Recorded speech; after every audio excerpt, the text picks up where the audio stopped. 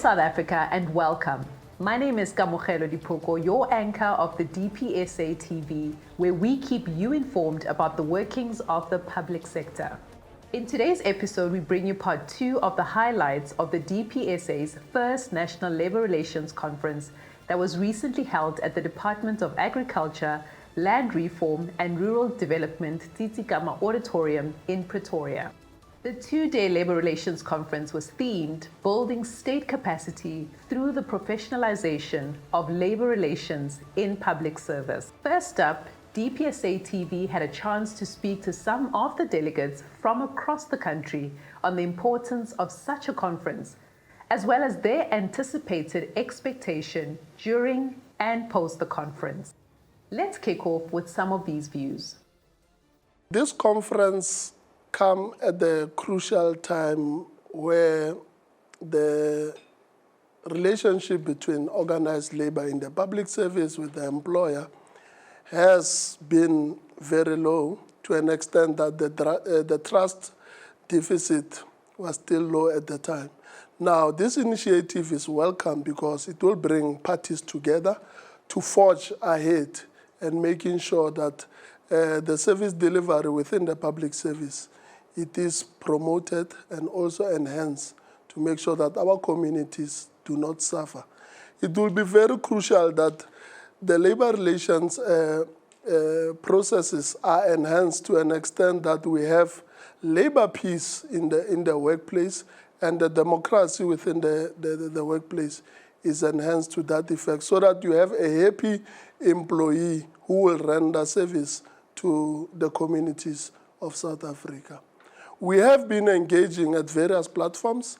For an example, at the PSCBC, you would remember that the 2018 historic agreement where the employer have reneged on it, where employees did not receive their full salary increase. And this conference will also serve as a coordinating intervention to that effect, so that parties come together and find each other. What will be crucial going forward is that we are in a process of concluding a wage negotiation protocol, which will assist to fast-track the negotiations and come up with a suitable salary increase on time for public servants. And also the relationship, because going forward, we want to see a cordial relationship between organized labor and employer with respect, even though we might differ, but the negotiation processes will be conducted in an acceptable manner with due respect in that regard. Therefore, we welcome this initiative. Our input is very crucial because we represent a huge number of employees within the public service. What is most important is the capacity of the labor relation officers in this regard, so that they are empowered to make sure that whenever they go out there to represent the employer, the state as an employer, they are in a position to make sure that they implement correct measures and they do not affect the employees negatively.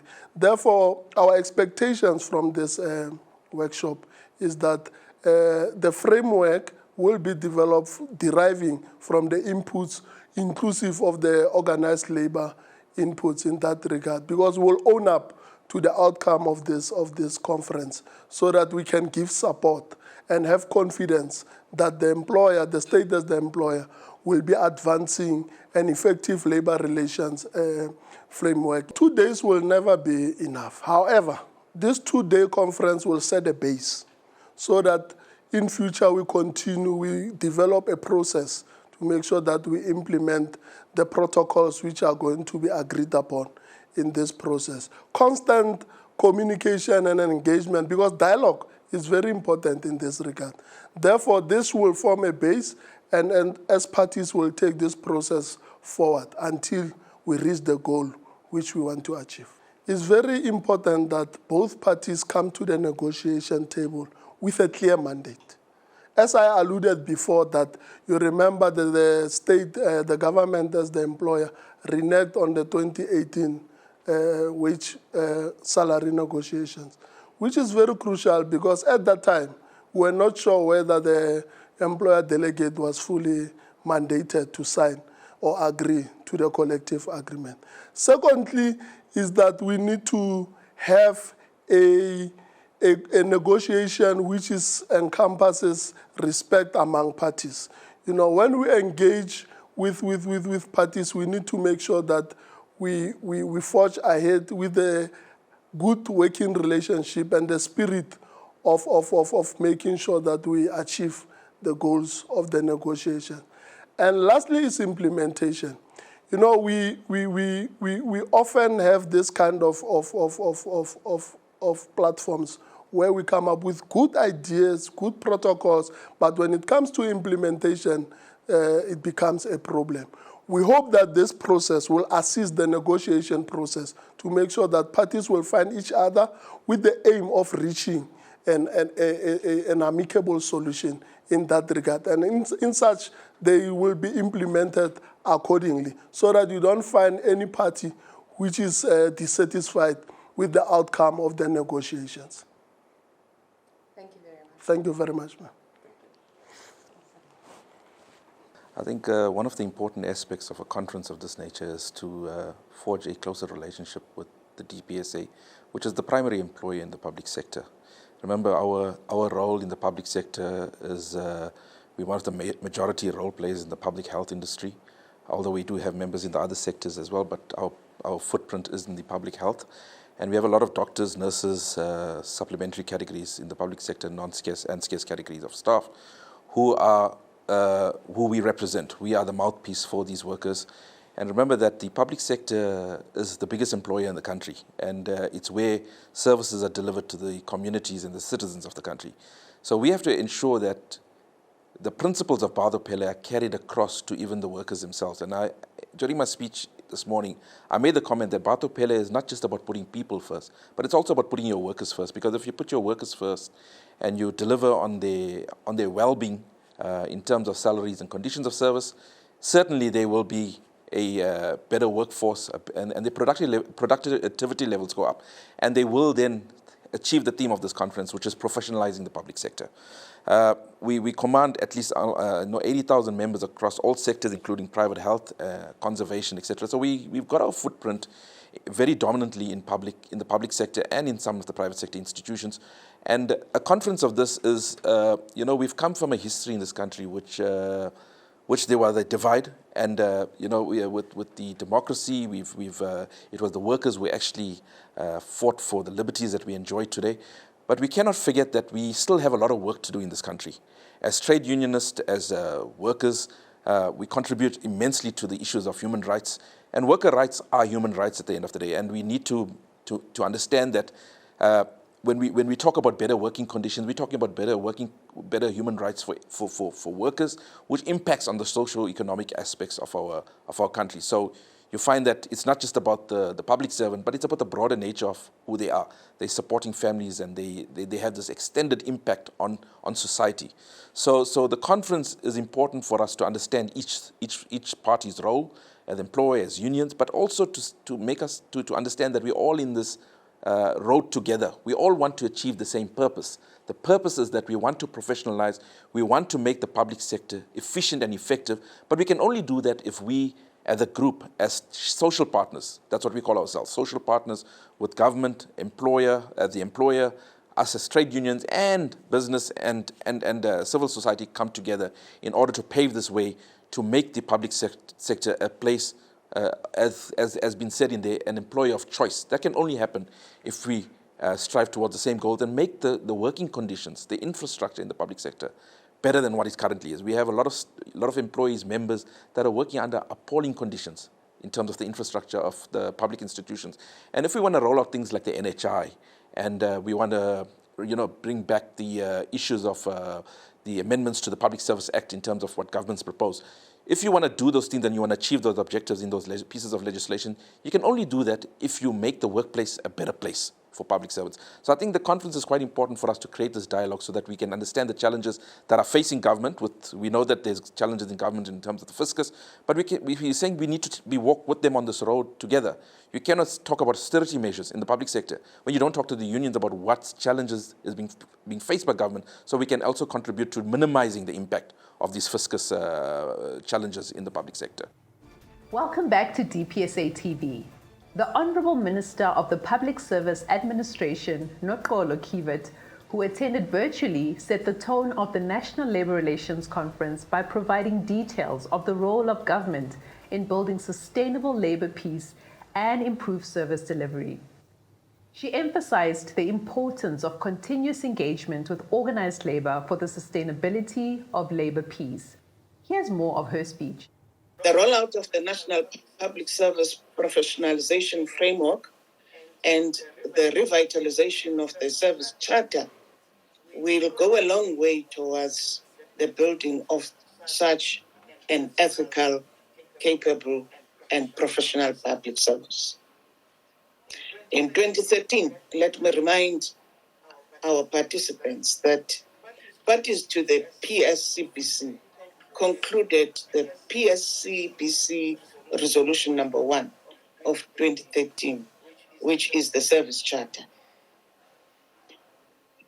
The Charter serves as a social contract between the state and public servants and sets out the parties' roles and responsibilities with regards to delivery of services to improve the lives of citizens.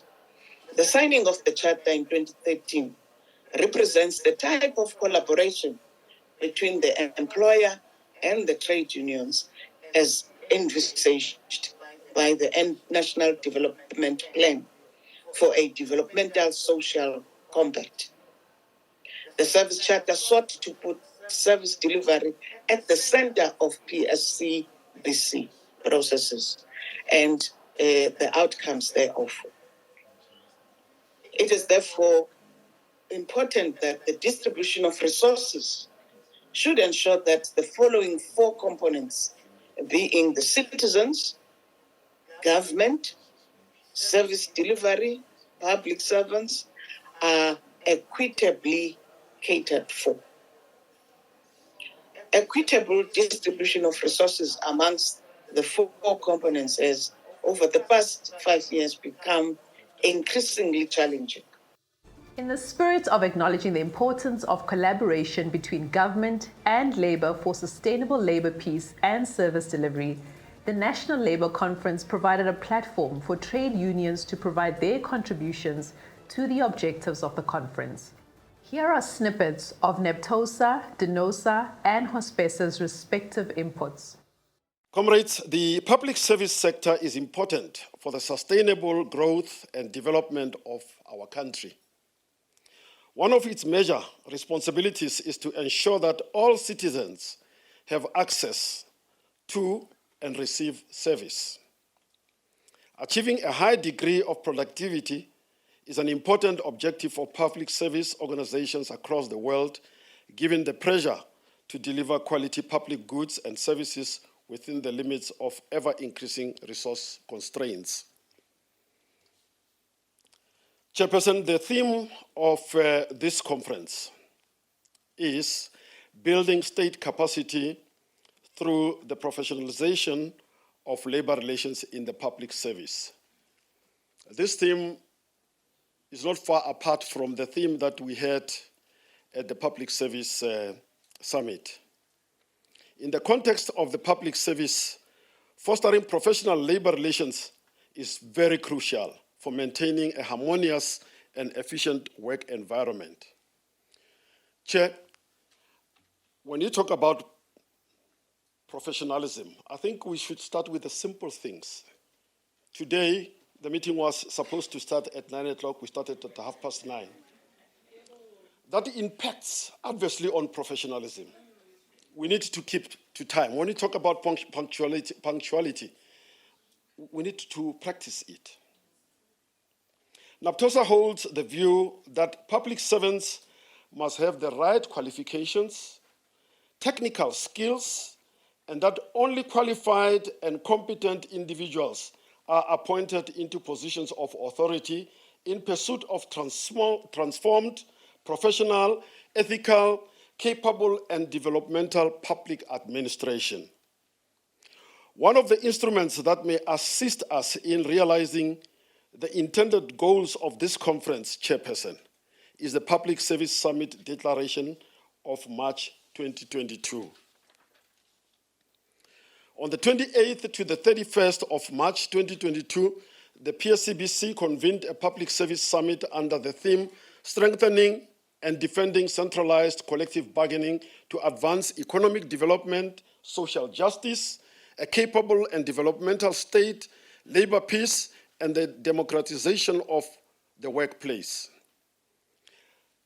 Chair, coming out of the summit, a declaration was signed by the majority parties in the PSCBC. Clause 4.3 of the declaration states, considering the professionalization of the public service through the implementation of the Public Service Charter and a commitment to the resourcing, and we want to underline the resourcing, which Comrade Lesiba also emphasized, of the public service to allow servants to deliver effective services to the citizenry. Whilst public service employees are ready to embrace values that include loyalty, neutrality, transparency, diligence, punctuality, and I repeat, punctuality, effectiveness, and impartiality, the system is, however, not ready to encourage workers to do so. We'll cite some examples. In education, for example, teachers are forever complaining about overcrowded classrooms. For many years, it has been going on like that.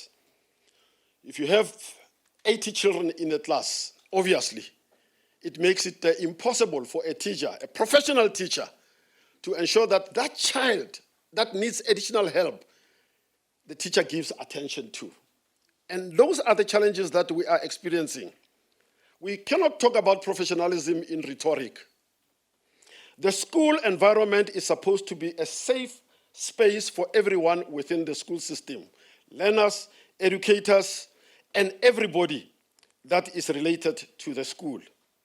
There is an issue of frivolous litigations. The department has a tendency to review any arbitration award just to frustrate the other party. Those things must stop. We need to look at the merits of the case. If you fail to prove your case, reinstate the person. Unlike utilizing the taxpayers' money going to court, and ultimately the person is reinstated. Those are the issues we must zoom in, DG. Let's capacitate our labor relations officers, both as investigators and also as chairpersons. What we usually get, the reports of chairpersons, are very, sometimes we question them, or how was this person appointed? Because capacity is not there. And they are challenged whenever we take them through to the labor court or to the CCMA or to the bargaining council. We are saying, DG, that let's capacitate, let's make sure that we empower our labor relations. It makes it easy even for us as unions, because we are able to focus on labor peace other than engaging into other issues which will take time to resolve. The grievance processes. There is a lot of grievances in the public service. And you ask yourself why. It means most public servants are not happy. And instead of us resolving those grievances, we are making them worse. We frustrate them. You will check the statistics of DPSA whenever a department submits grievance reports. Some of these grievances can be resolved at the point of origin between the supervisor and the employee. But they will drag it until it gets to Public Service Commission. And Public Service Commission will say, but what is this? It should have been addressed at that level. Those are the few points which I wanted to highlight, DG, so that when we get into discussions, we also tap onto those issues, DG. We commend the Minister and the DG and his team leadership for convening this conference. I think it's very crucial, and which provides a platform for stakeholders like ourselves to exchange insights and share experiences, collaboration of strategies to strengthen labor relations in the public service. It's not a choice, it's a must for us to make sure that we strengthen labor relations in the public service. The commitment to advancing professionalism and excellence in this domain is commendable. It reflects dedication to the welfare of both employees and the public service at large. History will judge us. DG has said some are exiting because of the aging. But history will judge you while you are on pension to say you failed to do 1, 2, 3. Look at the public service. It's dying. We'll call you back from pension. You'll come and fix your mistakes. As we navigate these complexities of modern governance, the PSA is confident that the outcomes of this conference will contribute significantly to building a more efficient, transparent, and inclusive public service. Let it not be a talk show. Previously, we had conferences, we had workshops. When we go back, nothing is implemented. I think the key word should be implementation. Firstly, I want to start by looking at what is the definition of professionalism, because I think that's the theme of this conference. And if we look at the dictionary meaning of what is professionalism, it says it's the competence or skill expected of a professional. The key to quality and efficiency is professionalism. And I think that's what everybody has been saying, is how do we get the public sector to a level where it meets this definition of professionalism. It means the practicing of an activity, especially in any environment. And I think we all understand the issue of amateur versus professional. And I think that is the simplest analogy one can draw. Is when you go into an environment as an amateur and when you go into an environment as a professional, there's a vast difference. So on that note, I think one of the things we must also take away from this conference is that when we enter into agreements, we must never renege on them, because that kills us as social partners. I know the mention is role players, but we're also social partners in this environment. We must step away from the issues of, in the public sector especially, employing casual and contract workers.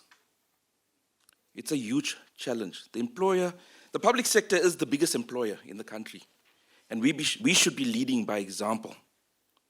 We should not be having community health workers, extended public work programs, employing casual workers to do the work of public servants. We must create posts. We have posts. Posts are frozen, including very important scarce posts in the public sector. We saw Minister Joe Patla the other day announcing that there's no money to fill doctors' posts in the country. We don't be shocked. If you go to a country where that statement is made by a minister, that minister will probably be replaced in his portfolio. But we talk about Batho Pele, putting people first. When are we going to put the public sector employees first? Because Batho Pele also starts with them. When are we going to improve the working conditions in the public sector so that elective surgery is not postponed indefinitely, where a person doesn't have to wait for a cataract operation 6 years? You know, they say, and I think a lot of us have been saying this, that leadership, you are judged as a good leader, but not how you lead, but who you leave behind as leaders. And I know that Mike Jones can be a very dangerous thing when you're on the mic, especially when you have the mic in your hand. But let me take this opportunity, because it's something that Like Jones has mentioned, the public sector summit, there was a 12-year gap between the summit that was held in 2008, which I also attended, and the last one, which was at 2022. So there was a vast gap between the summits, and a lot has changed. The landscape, the landscape in the country, the work landscape has changed. But let's go into our input as HOSPERSA. I think we all have a profound and deep sense of responsibility when it comes to professionalizing the public sector. Together, as unions, we represent the heartbeat of the workers. We represent the collective voice that resonates across our great nation. We as unions together, we form the backbone of the economy. We are the middle class, we are the working class. And whatever we do in any workplace, whether it be the private sector or the public sector, it shapes the communities that we serve.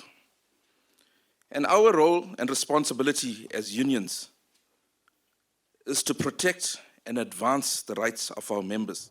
As we draw to a close of part 2 of 3 of the National Labour Relations Conference, Minister Nokolo Kivet elaborates on the professionalization of the public sector and challenges.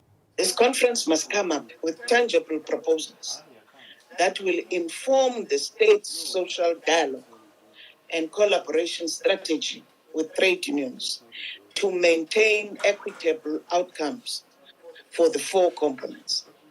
The conference must reflect on the ideal attributes, knowledge and skills, and conduct of a fit-for-purpose labor relations practitioner in the public service. According to the Code of Conduct, a public servant must, amongst others, strive to achieve the objectives of his or her institution cost-effectively and in the interest of the public. He must execute his or her official duties in a professional and competent manner. Cooperate fully with other employees to advance the interests of the public. Be honest and accountable in dealing with public funds and use the state's property.